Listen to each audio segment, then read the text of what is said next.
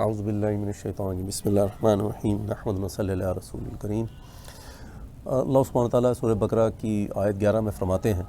بسم اللہ الرحمن الرحیم وَإِذَا قِيلَ لَهُمْ لَا تُفْسِدُوا فِي الْأَرْضِ قَالُوا إِنَّمَا نَحْنُ مُصْلِحُونَ، اور جب ان سے کہا جاتا ہے کہ زمین میں فساد نہ ڈالو تو کہتے ہیں ہم تو اصلاح کرنے والے ہیں۔ پاکستان اور مسلم دنیا کے سیاسی و معاشی حالات اکثر خراب ہی رہتے ہیں، اور جب کبھی بھی یہ صورتحال کچھ زیادہ ہی خراب ہو جائے تو ہم دیکھتے ہیں ہمارے یہاں بھی اکثر کہا جاتا ہے جی امریکی سازش ہے، یہودی سازش ہے یا ہندو سازش ہے، یا یہ کہا جاتا ہے کہ جی اصل میں امریکہ جو ہے وہ پاکستان کو یا مسلم دنیا کو کمزور رکھنا چاہتا ہے، امریکہ پاکستان یا مسلم دنیا میں افراتفری عدم استحکام کی صورتحال کو برقرار رکھنا چاہتا ہے۔ یہ عام ہمارے یہاں باتیں ہوتی ہیں، اور ہمارے آج درس کا موضوع یہی ہے کہ آیا واقعی امریکہ یا دوسری استعماری طاقتیں، کافر طاقتیں پاکستان اور مسلم دنیا میں سیاسی اور معاشی افراتفری جان بوجھ کے پیدا کرتی ہیں،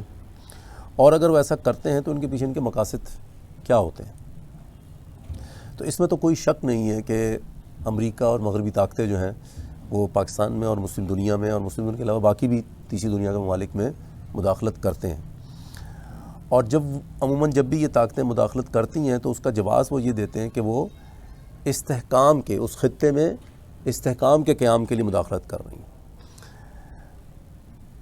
لیکن یہ بات عمومی طور پہ نظر آتی ہے کہ جب امریکہ اور مغربی طاقتیں کسی خطے میں عدم استحکام کو ختم کرنے کے لیے، استحکام لانے کے لیے، افراتفری کو ختم کرنے کے لیے، امن لانے کے لیے مداخلت کرتی ہیں تو بجائے اس عدم استحکام میں کمی یا ختم ہونے کے اس میں مزید اضافہ ہی ہوتا نظر آتا ہے،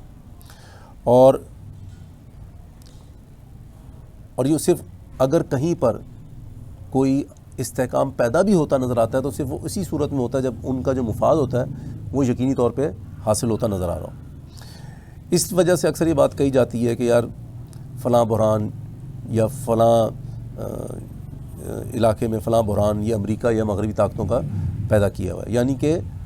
انہوں نے جان بوجھ کر یہ افراتفری یا یہ بحران پیدا کیا ہوا ہے، اور اسی کو ہم انگریزی میں کریٹو کیوس کا نام دیتے ہیں، یعنی کہ جان بوجھ کر کسی جگہ پر افراتفری یا عدم استحکام پیدا کرنا۔ اب اس بات کو واضح کرنے کے لیے میں آپ کے سامنے کچھ اقوال رکھوں گا، کچھ تاریخی حقائق آپ کے سامنے رکھوں گا۔ یعنی کہ امریکہ اور مغربی طاقتیں یہ کام کرتی ہیں، اس کا ادراک دنیا بھر کی جو انٹیلیجنشیا ہے، دانشور ہیں، ان کو بالکل واضح ہے یہ بات۔ تو جیسے ایک جینوا اسکول آف ڈپلومیسی میں ایک بین الاقوامی قانون کے پروفیسر ہیں الفریڈ ڈی زیاس، وہ کہتا ہے کہ جی امریکہ نے غیر سرکاری تنظیموں کی مالی معاونت کی ہے جو بنیادی طور پہ ممالک کو غیر مستحکم کرنے کے لیے موجود ہے۔ تو یہ جو جتنی این جی اوز وغیرہ، اب آپ جانتے ہیں کہ این جی اوز کا عام طور پہ جو ان کا مقصد بیان کیا جاتا ہے وہ یہ کہ جی غریب ممالک ہیں، کمزور ممالک ہیں، ان کے اتنے وسائل نہیں ہیں، اتنی ان کی کیپیسٹی نہیں ہے، اور امریکہ اور بیرونی جو ممالک ہیں وہ بجائے خود حکومتی سطح پہ، کیونکہ حکومت پھر کسی حکومتی سطح سے ہی معاملہ کرے گی، تو پھر آپ کو پتہ ہے تھرڈ ورلڈ کنٹری میں ویسی حکومتوں میں کرپشن بڑی ہے، تو ہم نے اپنی پرائیویٹ تنظیموں کو، این جی اوز کو ان ممالک میں بھیجا ہے، ہم ڈائریکٹ ان کو فنڈ کرتے ہیں، اور پھر وہ ڈائریکٹ گراؤنڈ پہ جا کے اس خطے کے اندر ایجوکیشن میں، صحت میں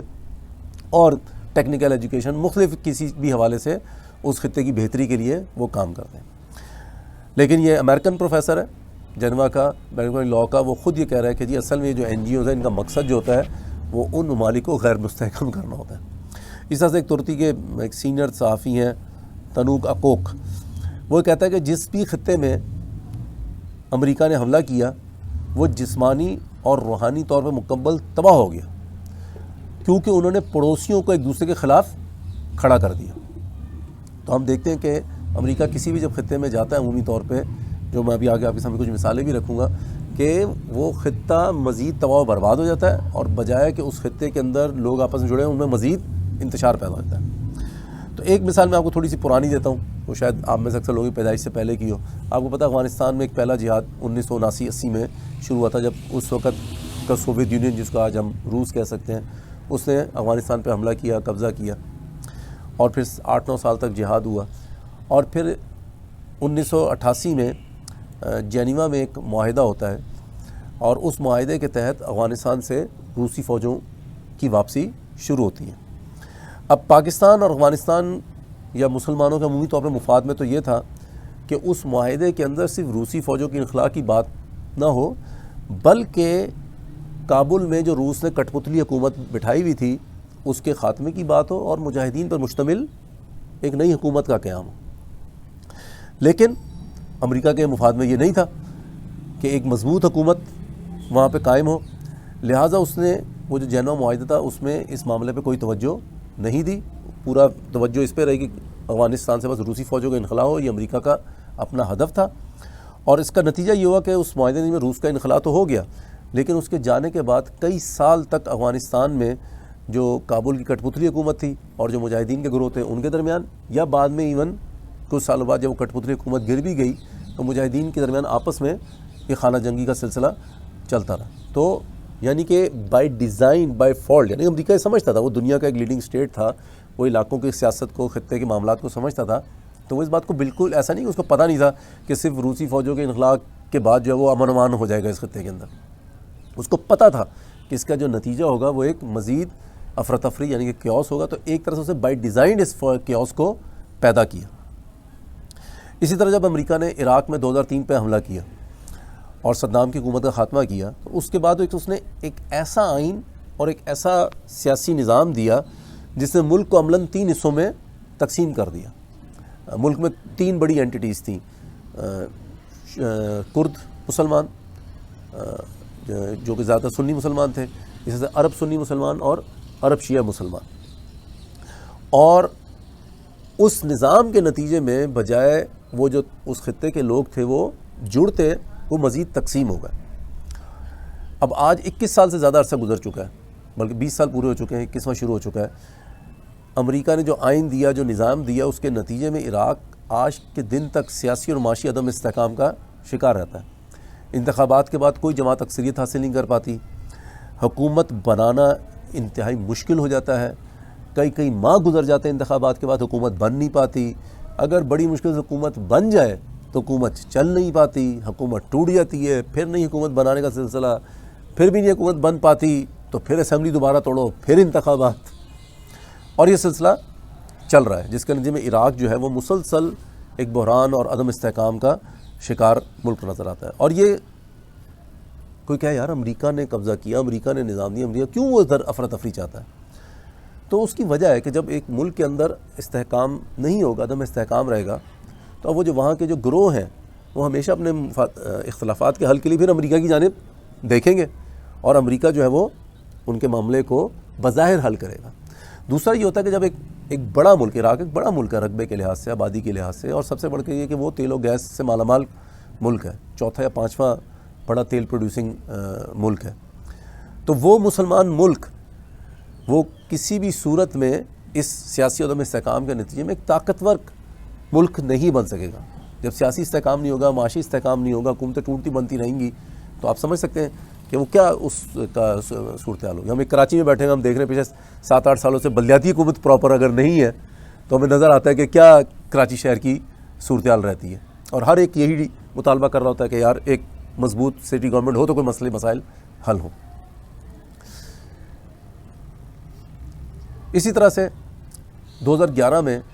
جب پورے عرب علاقوں میں، زیادہ تر عرب علاقوں میں، مشرق وسطیٰ میں جس کو عرب بہار کہا جاتا ہے شروع ہوئی، اور اس میں سب سے اہم جو یعنی کہ انقلاب تھا جو کہ شام کے علاقے میں شروع ہوا، اور شام کے مسلمانوں نے جب اپنے حکمرانوں کے خلاف کھڑے ہوئے تو انہوں نے سب سے واضح طور پہ ایک مطالبہ سامنے رکھا بنسبت دوسرے مسلم علاقوں کے، مصر کے، لیبیا کے، یا تیونس کے، یا یمن کے۔ انہوں نے کہا جی ہمیں سول ڈیموکریٹک نظام نہیں چاہیے، ہمیں تو خالص اسلام کا نظام چاہیے، اور وہاں پہ خلافت قیام کی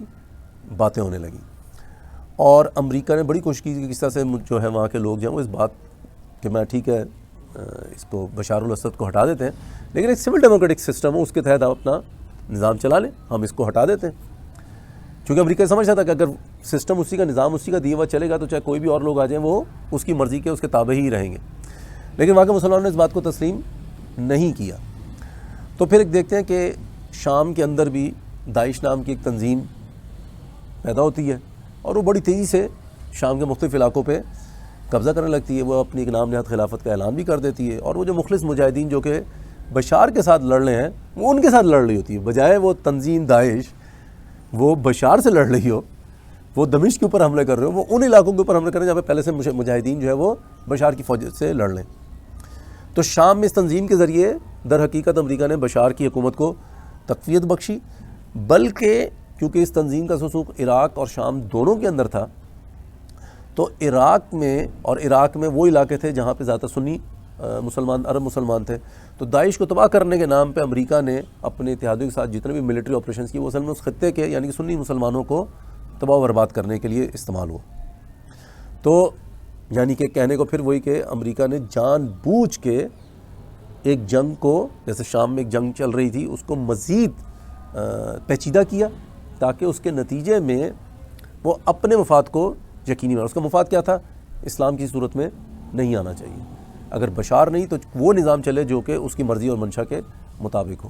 اور عراق میں بھی وہ علاقے جہاں پر اسلام کی پکار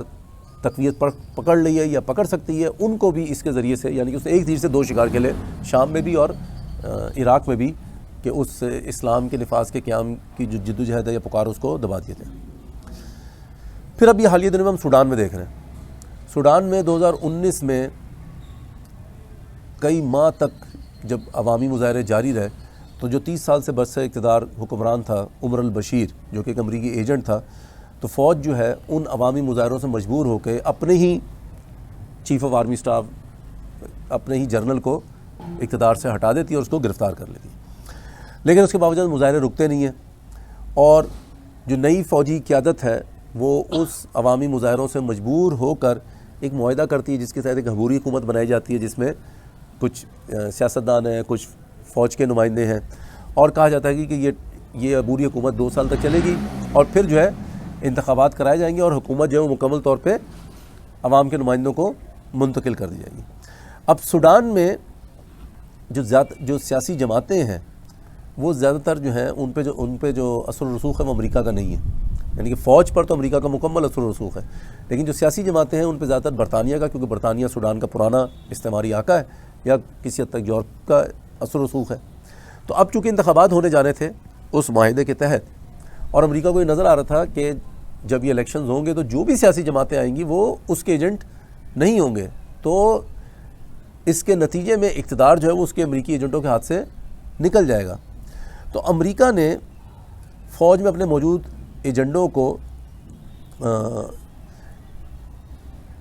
اس وقت تو اجازت دی کہ آپ معاہدہ کر لیں تاکہ کسی حد تک عوام کا غصہ ٹھنڈا ہو جائے، لیکن اب جب اصل اس معاہدے پر عمل درآمد کا موقع آیا تو اس سے کہا کہ یہ تو میں نے ہونے نہیں دینا۔ تو اس سے کیا کیا کہ فوج میں اپنے ہی ایجنٹوں کو کہا کہ آپ 2 حصوں میں بٹ جائیں اور آپس میں جنگ شروع کریں، اور جنگ بھی بدترین جنگ، یعنی کہ ابھی 15 اپریل کو وہ شروع ہوتی ہے اور 20 اپریل تک 450 سے زیادہ لوگ اس کے اندر مارے جاتے ہیں، اور اب جو اس وقت آج کے دن تک کی جو اعداد و شمار ہے وہ 1000 سے بھی کوئی لگ بھگ لوگوں کی مارے جانے کا، اور اتنا شدید ہے کہ آپ دیکھ رہے ہیں کہ خرطوم سے یا سوڈان سے دنیا بھر کے جو غیر ملکی ہیں وہ وہاں سے حکومتیں جو ہیں وہ اپنے لوگوں کو نکال رہی ہیں۔ تو امریکہ نے یہ کیوں کیا؟ کیونکہ جب اتنی شدید اگر خانہ جنگی چھڑ جاتی ہے اور وہ دونوں اسی کے ایجنٹ ہیں، یعنی کہ عجیب مذاق لگتا ہے نا کہ ایک باقاعدہ فوج ہے، اس کا سربراہ ایک جنرل ہے، اسی فوج کے نیچے ایک پیراملٹری فورسز ہیں، وہ بھی اسی فوج کا ایک طرح سے حصہ ہے، اور وہ ایک دوسرے سے لڑائی کر رہے ہیں۔ اب مطلب آپ سوچ سکتے ہیں پاکستان میں اس وقت ایک باقاعدہ فوج ہے جس کا ایک آرمی چیف ہے اور اس کے نیچے رینجرز ہے، اور وہ رینجرز کو یقیناً اس کو بھی ہیڈ جو ہے وہ ایک اسی فوج سے آیا ہوا کوئی جنرل، لیفٹنٹ جنرل یا میجر جنرل کر رہا ہوتا ہے، اور وہ رینجرز جو ہے وہ باقاعدہ جو ہماری پراپر ملٹری ہے اس کے خلاف کھڑی ہو جائے۔ کیا ایسا ممکن ہے؟ ایسا چل سکتا ہے؟ لیکن یہ مذاق سوڈان میں کر دیا گیا۔ تو اب اتنی بدترین وہاں پہ یعنی کہ جنگ ہو گئی، تو اب یعنی کہ سب بجائے یہ کہہ رہے ہوتے ہیں کہ بھائی فوری طور پہ انتخابات کراؤ، پہلا تو یہی مسئلہ پڑے گا، بھائی جنگ روکو پہلے یار، پہلے تو ان کا تو مسئلہ حل کرو، یہ جو آپس میں لڑ پڑے، فوج 2 ٹکڑوں میں بٹ گئی ہے۔ تو اب جب تک یہ معاملہ ٹھنڈا ہوگا کچھ نہیں پتا، 5 مہینے لگے، 6 مہینے لگے، سال لگے، فی الحال امریکہ نے اس معاملے کو ٹال دیا۔ تو اب یہ یعنی کہ جان بوجھ کر ایک افراتفری اور کیوس پیدا کیا گیا، جس کے ذریعے سے امریکہ نے اپنے مفاد کو یقینی بنایا کہ اقتدار، حکمرانی جو ہے وہ اس کے ایجنٹوں کے ہاتھ میں رہے، وہ دوسروں کے اس کے ہاتھ سے نکل کے کسی اور طاقت کے ہاتھ میں نہ چلی جائے۔ اسی طرح سے 2001 میں جب امریکہ نے افغانستان پہ حملہ کیا تو امریکہ کہتا تھا جی میں دہشت گردی خلاف لڑنے کے لیے آیا، اور پاکستان اور خطے کے مسلمان کہتے تھے نہیں دہشت گردی تھوڑی، تو مسلمانوں سے لڑ رہا ہے، یہ تو اسلام سے لڑ رہا ہے. اور پاکستان میں کوئی اس جنگ کو اپنی جنگ ماننے کے لیے تیار نہیں تھا، جس کی وجہ سے امریکہ کو اس خطے میں اپنے اہداف کے حصول کے لیے اور خاص طور پہ جو اس کے یہاں پہ ایجنٹ حکمران تھا اسقد مشرف، اس کے لیے مشکلات پیدا ہو رہی تھیں. تو پھر ہم دیکھتے ہیں کہ قبائلی علاقوں میں کچھ ایسی تنظیمیں وجود میں آنا شروع ہو جاتی ہیں جو کہ امریکی فوجیوں یا امریکی ٹارگٹس کو تو نشانہ نہیں بناتی، لیکن ملک بھر میں پاکستانی فوجی تنصیبات اور شہریوں کو نشانہ بنانا شروع کر دیتی، بم دھماکے، خودکش دھماکے،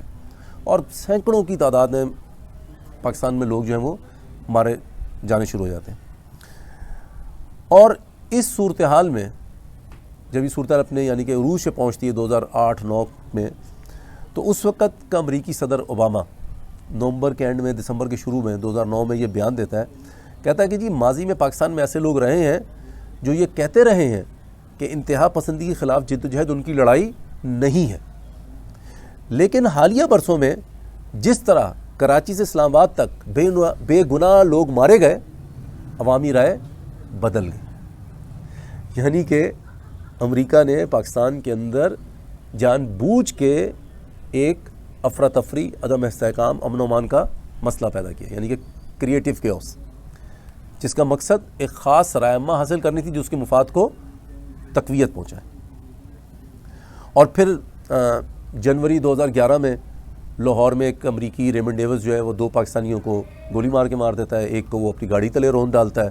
اور جب اس کے بعد گرفتار ہوتا ہے تو جو اس سے انویسٹیگیشن ہوتی ہے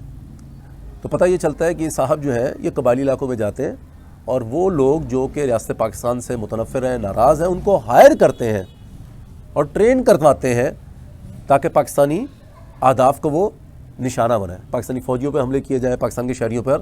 حملے کیے جائیں. تو اس وقت امریکہ نے جان بوجھ کے یعنی کہ پاکستان میں ایک امن و امان کا شدید مسئلہ پیدا کیا تاکہ پاکستان کے مسلمانوں کو اس جنگ میں شریک ہونے پہ مجبور کر دیا جائے. اسی طرح سے جب 2016 میں امریکہ نے طے کر لیا کہ اب اس نے افغانستان سے نکلنا ہے اور اب اس کا جو بین الاقوامی ہدف ہے وہ چین کی طاقت کو محدود کرنا ہے،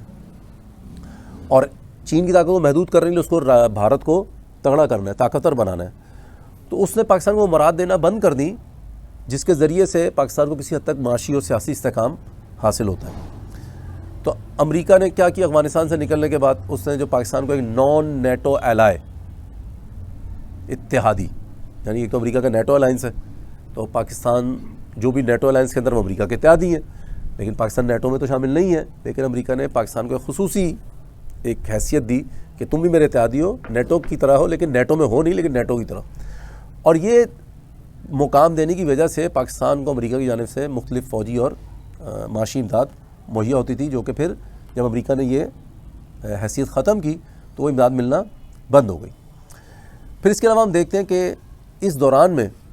ملک میں سیاسی کشمکش میں اضافہ ہونا شروع ہو جاتا ہے، یعنی کہ پہلے ایک نواز حکومت کو عدلیہ کے ذریعے سے پھینکا جاتا ہے، پھر اس کے بعد عمران حکومت آتی ہے، عمران حکومت کو بھی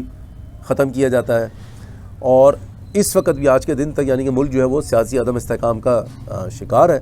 جبکہ تمام سیاسی اور فوجی کھلاڑی وہ امریکہ ہی کے ایجنٹ ہیں. اب ہم دیکھتے ہیں کہ جب تک امریکہ افغانستان میں موجود تھا تو پاکستان کو IMF کے معاہدے بآسانی مل جاتے تھے. FATF کی اگر گرے لسٹ میں بھی پاکستان جاتا تھا تو آرام سے گرے لسٹ سے نکل بھی جاتا تھا. لیکن اب چونکہ امریکہ افغانستان میں موجود نہیں ہے، اس کے وہاں فوجی نہیں ہے جن کی حفاظت کے لیے اسے پاکستان کی ضرورت ہو، تو پہلے تو امریکہ FATF کے ذریعے سے پاکستان کی ناک سے لکیریں نکلواتا ہے. بڑی مشکل سے ہم گرے لسٹ سے، یہی لگا رہتا تھا کسی وقت بھی بلیک لسٹ میں چلے جائیں گے اور مزید معاشی ہماری مشکلات میں اضافہ ہو جائے گا. بڑی مشکل سے ہم اس گرے لسٹ سے بھی بلیک لسٹ میں نہیں جاتے اور گرے لسٹ سے بھی نکل کے دوبارہ وائٹ لسٹ میں آتے ہیں. اور اب ہم دیکھ رہے ہیں کہ کتنے مہینے گزر گئے، بلکہ تقریباً اب سال ہی ہونے والا ہے کہ جو IMF کے معاہدے کی تجدید نہیں ہو رہی، جس کے نتیجے میں $1 ارب مل رہا ہے، جبکہ پاکستان نے IMF کی ایسی شرائط مان لی جو ماضی میں اس نے کبھی نہیں مانی. یعنی کہ IMF کے کہنے پہ ہم شرح سود کو 21% تک لے گئے. IMF کے کہنے پہ ہم نے جو بجلی اور گیس پہ عوام الناس کو سبسڈی مل رہی تھی وہ ختم کر دی. یہاں تک کہ IMF کے کہنے پہ جو ہم اپنے برآمدی شعبے کو، ایکسپورٹ کے شعبے کو، جس میں زیادہ تر ٹیکسٹائل کا شعبہ آتا ہے، جس کے ذریعے سے ہمیں بہت بڑی تعداد میں ڈالر میسر ہوتے ہیں، اب ہم نے اس کو بھی جو بجلی اور گیس جو سبسیڈائز ریٹ پہ دیتے ہیں وہ بھی ختم کر دیا. لیکن اس کے باوجود جو ہے وہ IMF سے 1 ارب ڈالر ہمیں نہیں مل رہے. اور اس وجہ سے پاکستان مسلسل جو ہے اندرونی طور پہ بھی معاشی عدم استحکام کا شکار ہے، بحران ہے، ایک غیر یقینی کی صورتحال ہے. تو ہم دیکھ رہے ہیں کہ مسلسل پاکستان سیاسی عدم استحکام کا شکار چلتا ہوا رہا ہے 2016 سے آج کے دن تک. اب یہ کیوں ہے؟ اس لیے کہ امریکہ کو اس وقت یہ صورتحال پاکستان کے اندر سوٹ کرتی ہے. کیوں سوٹ کرتی ہے؟ کہ پاکستان کے کمزور ہونے سے بھارت کو تقویت ملتی ہے، اور بھارت جو ہے وہ پاکستان سے مکمل بے پرواہ ہو کے امریکی منصوبے کے تحت چین کے سامنے کھڑے ہونے کی کوشش کر سکتا ہے. اور ہم دیکھتے ہیں کہ امریکہ کا یہ رویہ ابھی نہیں ہوا، یہ ماضی میں بھی پاکستان کے ساتھ رہا ہوا ہے. یعنی کہ جب تک پہلی افغان جہاد میں جب امریکہ کو پاکستان کی ضرورت تھی تو پاکستان میں استحکام تھا.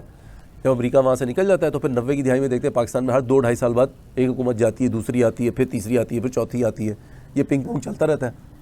اور پھر جب امریکہ دوبارہ 2001 کے بعد افغانستان میں آتا ہے تو پہلے مشرف کے مارشل لا کی صورت میں تسلسل سے حکومت رہتی ہے، پھر اس کے بعد جب جمہوری دور بھی آتا ہے تو تاریخ میں پہلی دفعہ پاکستان کی جمہوری اسمبلیاں اپنی میعاد پوری کرتی ہیں. اس سے پہلے جتنی بھی اسمبلیاں پاکستان میں جب بھی کبھی بھی بنی تھی وہ اپنی میعاد ہی نہیں پوری کر پاتی تھیں. تو ہم دیکھتے ہیں تسلسل سے پاکستان میں ایک سیاسی استحکام بھی رہتا ہے. لیکن جب پاکستان کی ضرورت نہیں رہی امریکہ کو تو پھر پاکستان میں دوبارہ سے سیاسی اور معاشی عدم استحکام پیدا ہوتا ہے، صرف محض 1 ارب ڈالر 1 ارب ڈالر کے لیے. اور امریکہ یہ سب کچھ عدم استحکام کے خاتمے، خوشحالی کے قیام اور انسانی حقوق کے تحفظ کے نام پہ کرتا ہے. یعنی کہ ابھی بھی جب وہ اسے کہا جاتا ہے، یعنی کہ ہمارے وزیر خزانہ جو وہ امریکی سفیر سے جا کے مل رہے ہیں کہ بھائی خدا کے لیے آپ IMF کو بولیں 1 ارب ڈالر کا قرضہ جاری کریں، تو امریکی سفیر آگے سے کہتا ہے بھائی جو آپ سے IMF کہہ رہا آپ کریں، اسی میں آپ کی بہتری ہے. آپ IMF کے کہنے پہ چلیں گے تو آپ کی معاشی صورتحال حقیقی معنوں میں بہتر ہوگی. تو امریکہ پاکستان میں یا کہیں بھی اسی طرح سے کرتا. جب وہ عراق میں آیا تھا تو وہ جمہوریت کے لیے کہ جی میں آپ کو آمریت سے نجات دلا کے جمہوریت کے لیے آ رہا ہوں، میں آپ کو انسانی حقوق دلانے کے لیے آ رہا ہوں. لیکن نتیجہ کیا نکلتا ہے وہاں پہ؟ صدام کے دور میں اتنے لوگ نہیں مرے جتنے امریکہ نے جب سے وہاں پہ قبضہ کیا، پھر پہلے خود رہا اور اب اس کی کٹ پتلی حکومتیں وہاں پہ چل رہی ہیں. لاکھوں مسلمان مارے جا چکے ہیں. پاکستان میں بھی ہم دیکھتے ہیں کہ جتنا ہم امریکہ کی فرما برداری اختیار کرتے ہیں اتنے ہمارے مسئلے مسائل گمبھیر ہوتے چلے جاتے ہیں. تو اصل میں جو امریکہ کا مقصد ہے، یعنی کہ نہ وہ جمہوریت ہوتی ہے، نہ وہ انسانی حقوق ہوتے ہیں، نہ وہ معاشی خوشحالی ہوتی ہے، استحکام ہوتا ہے، وہ اس کا قومی مفاد ہوتا ہے. اور اگر اس قومی مفاد کے لیے، اس کے قومی مفاد کے لیے لاکھوں لوگوں کا خون بہہ جائے تو اس کو کوئی فرق نہیں پڑتا. اور یہی وہ چیزیں جو میں نے شروع میں آیت کی تلاوت کی تھی، وَإِذَا قِيلَ لَهُمْ لَا تُفْسِدُوا فِي الْأَرْضِ قَالُوا إِنَّمَا نَحْنُ مُصْلِحُونَ، کہ جب ان سے کہا جاتا ہے زمین میں فساد نہ ڈالو، وہ کہتے ہیں ہم تو اصلاح کرنے والے ہیں. تو امریکہ سے کہا جاتا ہے بھائی تو اپنے گھر میں بیٹھ، تو مت آگے مداخلت کر. وہ کہتے ہیں میں تو آپ کے لیے آیا ہوں، میں تو دنیا میں انسانی حقوق کے لیے آیا ہوں، میں تو دنیا میں معاشی استحکام کے لیے آیا ہوں. لیکن در حقیقت وہ فساد ڈال رہا ہوتا ہے، کیونکہ اس فساد کے اندر اس کا مفاد ہوتا ہے. اور اس بات کو، یعنی اس بات کی جو میں کہوں شیطانیت، اس میں جو ظلم ہے، جو تکبر ہے، اس کو جو واضح کرتی ہے وہ امریکہ کی ایک سیکرٹری خارجہ ہوتی تھی میڈلین آلبرائٹ 90 کی دہائی میں بل کلنٹن کے دور صدارت میں. تو عراق پر حملہ کرنے سے پہلے، عراق میں 2003 میں حملہ ہوا تھا، پہلے امریکہ نے کئی سالوں تک اس پہ معاشی پابندیاں لگائیں، اور ان معاشی پابندیوں کے نتیجے میں 5 لاکھ سے زیادہ بچے وہاں پہ مارے گئے کہ ان کو بر وقت جو ان کو ادویات چاہیے ہوتی تھیں، ان معاشی پابندیوں وجہ سے وہ ادویات ملک میں میسر نہیں ہوتی تھیں اور وہ بیچارے دوا نہ ملنے کی وجہ سے وہ مارے جاتے تھے. تو ایک دفعہ ایک صحافی نے میڈلین آلبرائٹ سے یہ سوال کیا کہ یہ جو آپ نے اتنی معاشی پابندیاں لگا کے جو اتنے بیچارے لاکھوں بچے مارے گئے، کیا آپ سمجھتے ہیں کہ یہ کرنا مناسب تھا؟ کہتی ہیں ہاں بالکل مناسب تھا. تو ان کے نظر میں انسانی جان کہ یہ وقت ہے. ایک طرف تو ہمیں بتاتے ہیں نا وہ بڑی انسانی حقوق کے، لیکن ایک طرف وہ یہ بتاتے ہیں کہ اپنے قومی مفاد کے لیے انسانی جان کی یہ وقت ہے. ایک طرف وہ جمہوریت کی بات کرتے ہیں، لیکن جب مشرف یہاں پہ مارشل لا لگاتا ہے تو پھر اس مشرف کی حمایت کرتے ہیں، پھر جمہوریت سائڈ میں چلی جاتی ہے. تو اب ہمارے لیے اس صورتحال میں کیا سبق ہے؟ مطلب کہ ٹھیک ہے ہم نے بات کر لی، اب کیا مطلب کیا کریں؟ دو باتیں. ایک کہ اگر ہم کفار کی باتیں مانیں گے تم تباہ ہوں گے، جیسے ابھی بھی کہا جا رہا ہے نا کہ اگر ہم آئی ایم ایف کی دیکھیں، ہم آپ کی ہر بات مان رہے ہیں، مل جائے آئی ایم ایف سے مل جائے گا تو ہماری صورتحال تبدیل ہوگی. لیکن حقیقت اس کے برعکس ہے، اور اللہ سبحانہ وتعالیٰ ہمیں پہلے سے اس حوالے سے خبردار کر چکے ہیں. اللہ سبحانہ وتعالیٰ سورہ آل عمران میں فرماتے ہیں بسم اللہ الرحمن الرحیم یا ایھا الذین آمنوا ان تطیعوا الذین کفروا یردکم علی اعقابکم فتنقلبوا خاسرین. مومنو اگر تم کافروں کا کہنا مان لو گے تو وہ تم کو الٹے پاؤں پھیر کر مرتد کر دیں گے اور پھر تم بڑے خسارے میں پڑ جاؤ گے. دوسرا اگر ہم نے اللہ اور اس کے رسول کی مکمل پیروی نہ کی تو دنیا اور آخرت دونوں جہاں میں ہم خسارہ پائیں گے. اور یہ بات بھی اللہ سبحانہ وتعالیٰ ہمیں بتا چکے ہیں. سورہ طٰہٰ میں اللہ سبحانہ وتعالیٰ فرماتے ہیں وَمَنْ أَعْرَضَ عَنْ ذِكْرِي فَإِنَّ لَهُ مَعِيشَةً ضَنْكًا وَنَحْشُرُهُ يَوْمَ الْقِيَامَةِ أَعْمَىٰ. جو میری نصیحت سے منہ پھیرے گا اس کی زندگی تنگ ہو جائے گی اور قیامت کے دن ہم اسے اندھا کر کے اٹھائیں. تو اب ہم پر لازم ہے کہ ہم کفار کی ہدایات، ان کے نظاموں سے مکمل طور پہ منہ موڑیں اور اپنے آپ کو اپنے رب سے وابستہ کر لیں اور اس کے دیے ہوئے معاشی، سیاسی اور نظام زندگی کو نافذ کریں اور مسلمان علاقوں کو ایک خلافت کے تحت یکجا کریں اور پھر انہیں کفار کی سازشوں سے محفوظ بنا کر استحکام اور معاشی خوشحالی سے سرفراز کریں. اور اس کا اللہ سبحانہ وتعالیٰ نے ہم سے وعدہ فرمایا وعد اللہ الذین آمنوا منکم وعملوا الصالحات لا یستخلفنہم فی الارض کما استخلف الذین من قبلہم. کہ اللہ نے وعدہ دیا ہے ان لوگوں کو جو تم میں سے ایمان لائے اور نیک اعمال کیے کہ انہیں ضرور زمین میں خلافت دے گا جیسا کہ ان سے پہلے لوگوں کو دی تھی، اور وہ ضرور ان کے قدم جما دے گا اور ان کے اس دین کو جو ان کے لیے پسند کر چکا ہے مستحکم کر دے گا اور ضرور ان کے خوف کو امن سے بدل دے گا. تو جو امریکہ اور استعماری طاقتیں کام کر رہی ہیں وہ تو اپنا کرتی رہیں گی. ہمیں کیا کام کرنا ہے کہ ہمیں ان کی اطاعت نہیں کرنی، ہم نے ان کے دھوکے کا شکار نہیں ہونا، ہم نے ان کے دھوکے کو مسترد کر کے جو اللہ نے ہمیں دین دیا ہے، جو اللہ نے ہمیں نور دیا ہے، اس کو اختیار کرنا اور اس کو نافذ کرنا ہے. اسی کے نتیجے میں ہمارے علاقے جو ہیں وہ محفوظ ہو سکیں گے، اسی کے نتیجے میں ہمارے علاقے ان کی سازشوں سے محفوظ ہو سکیں گے، اسی کے نتیجے میں نہ صرف ہمارے علاقے بلکہ پوری دنیا ان کی سازشوں سے، ان کی خباثتوں سے، ان کی شیطانیت سے محفوظ ہو سکے گی. تو اور یہ کام مسلمانوں کے علاوہ اور کوئی نہیں کر سکتا. تو یہ ہم پہ ذمہ داری ہے کہ ہم اس بات کو سمجھیں کہ یہ معاملات اتنے سادہ نہیں ہیں، یہ ان کا ایک خاص طریقہ کار ہے. اور عمومی طور پہ یہ یہی کرتے ہیں کہ ان بحرانوں کو یہ تقویت دیتے ہیں پہلے، کیونکہ یہ خود دور بیٹھے ہوئے ہیں. جنگیں تو چل رہی ہیں ہمارے علاقوں میں، لوگ مر رہے ہیں ہمارے، وسائل تباہ ہو رہے ہیں ہمارے، ان کو کیا فرق پڑتا ہے؟ تو اگر ان کو لگتا ہے کہ اس کے نتیجے میں ان کو فائدہ ہے وہ اس کو چلنے دیتے ہیں. چاہیے جائے گا کہ اگر ان کو واقعی لگے کہ اس کے نتیجے میں ان کو نقصان ہو جو کہ کم ہی ہوتا ہے. اسی لیے ہمیں نظر آتا ہے کہ مسلم دنیا ہو یا عمومی طور پہ اور بھی ممالک ہو جیسے افریقہ ہو، ایشیا ہو، یہ معاملہ تنازعات دہائیوں پہ چلتے ہیں، ایک دو سال نہیں چلتے، دہائیوں پہ چلتے ہیں. اور درجنوں کیا سینکڑوں مثالیں یہاں دے سکتے ہیں، درس بہت لمبا ہو جائے گا. تو یہ ان کا خاص طریقہ کار ہے. تو ہمیں اس بات کو سمجھنا ہے اور جو ہمیں کرنا چاہیے ہمیں اس کے اوپر عمل کرنا چاہیے. وآخر دعوانا الحمدللہ رب العالمین. جزاکم اللہ خیر. اگر اس موضوع کے متعلق کسی بھائی کی